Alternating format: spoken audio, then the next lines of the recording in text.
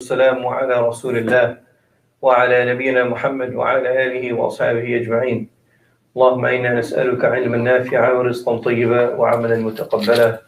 اللهم فقهنا في الدين وعلمنا التأويل يا رب العالمين. So Alhamdulillah, last time we spoke about or we covered the chapter of Bab Dukhul al-Makkah, the chapter of entering into Makkah. And we are on the Kitab al-Hajj, the book of Hajj and Umrah.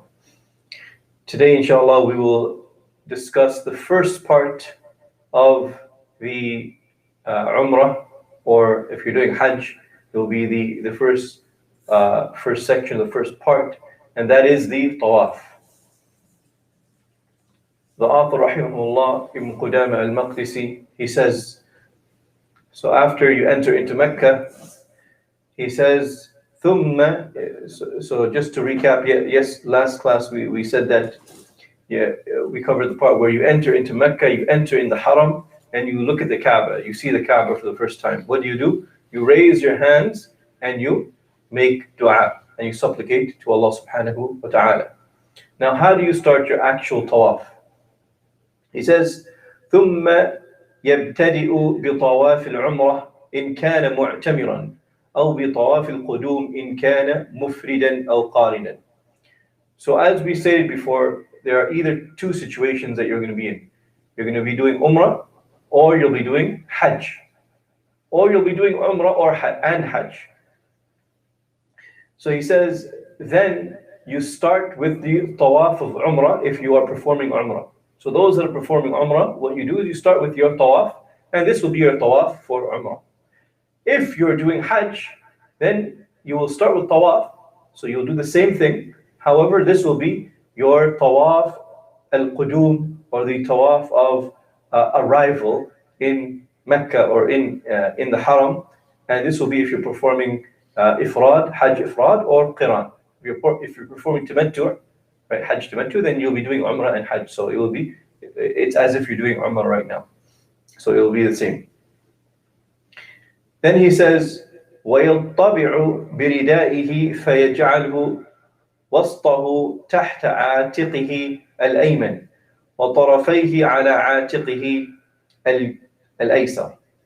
Then he repositions his upper garment to uncover his right shoulder, putting the middle of it underneath his right shoulder and the two ends over his left shoulder.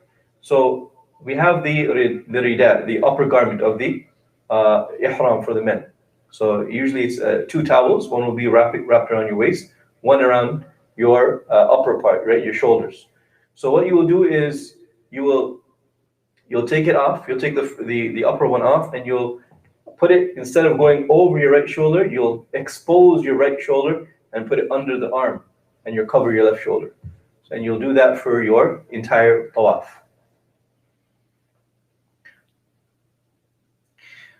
ويبدأ بالحجر الأسود فيستلمه ويقبله ويقول بسم الله والله أكبر اللهم إيمانا بك وتصديقا بكتابك ووفاء بعهدك واتباعا لسنة نبيك محمد صلى الله عليه وسلم.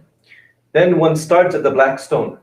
So after you put your ihram, you say your ihram properly, you look for the black stone and you place your hand on it, kissing it. So you will place your hand on it. So if this is a black stone, you'll place your hand on it, and then you will kiss it, physically kiss it, if you can. If you're not able to do that, then you can touch it.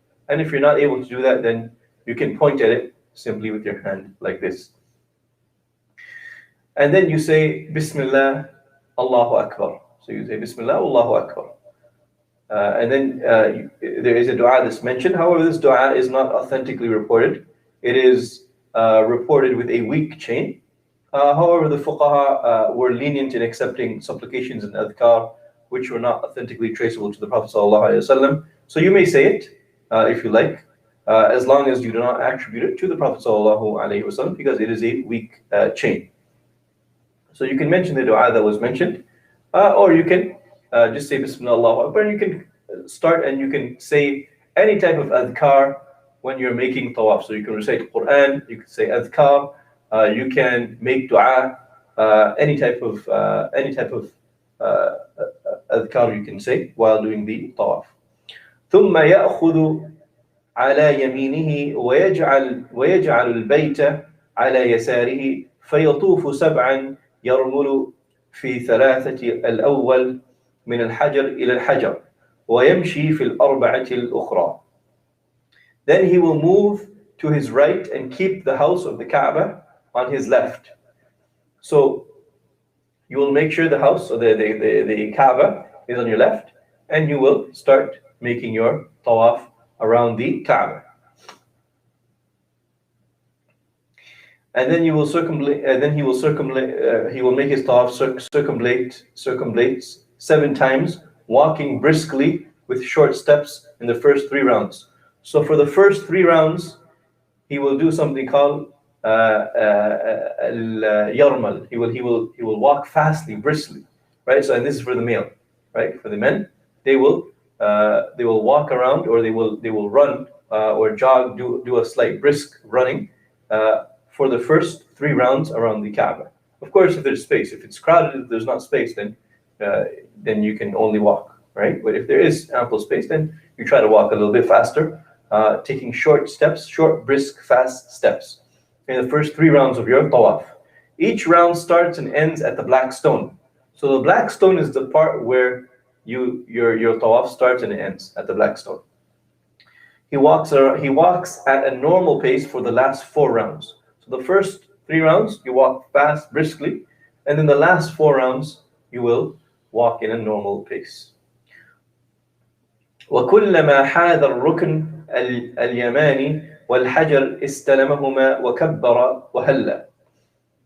Whenever he is in line with the Yemeni corner or the black stone, he places his hand on them and he says Allahu Akbar and La ilaha illallah.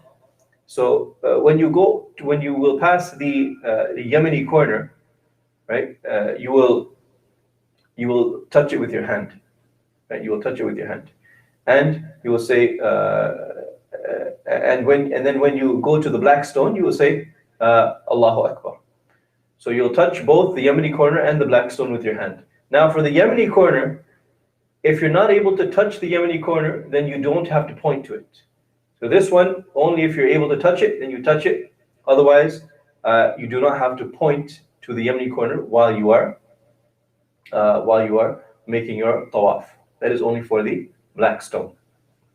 Also, from the mistakes that a lot of people make is they kiss the Yemeni corner, and this is incorrect. Kissing is only for the black stone. Kissing is only for the black stone. The Yemeni corner, you will only touch if you're able to do so. And then once you get to the black stone, either you kiss it, or you touch it, or you do both, or you will point to it on the way out if you're not able to get there because of the crowd. ويقول بين الركنين ربنا آتنا في الدنيا حسنة وفي الآخرة حسنة وقنا عذاب النار ويدعو في سائره بما أحب. And when he is in between the 2 corners, so when you're in between the Yemeni corner and the black stone, so the Yemeni corner will come first and then the black stone. So the Yemeni corner will be first, then the black stone. So when you're in between the Yemeni corner and the black stone, you will say ربنا آتنا في الدنيا حسنة وفي الآخرة حسنة وقنا عذاب النار. You will repeat that when you're in between these 2 stones, right? Between these 2 corners. For the rest of your tawaf, you will make dua and you can say whatever you please, as we mentioned before.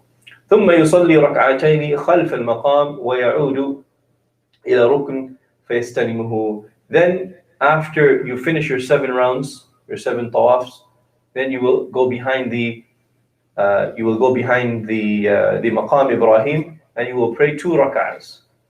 And after you perform the 2 rak'ahs, and in this 2 rak'ah,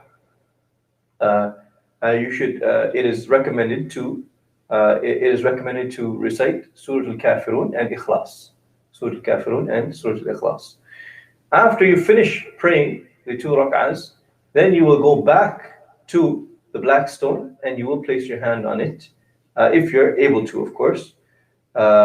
If you're able to, and you can kiss the black stone as well if you're able to. If you're not, then you can simply point to the black stone and you can proceed to the sa'i. And inshallah, we'll cover the fiqh of the sa'i tomorrow, inshallah. Wa sallallahu ala nabiyyina Muhammad wa ala alihi wa sahbihi ajma'in.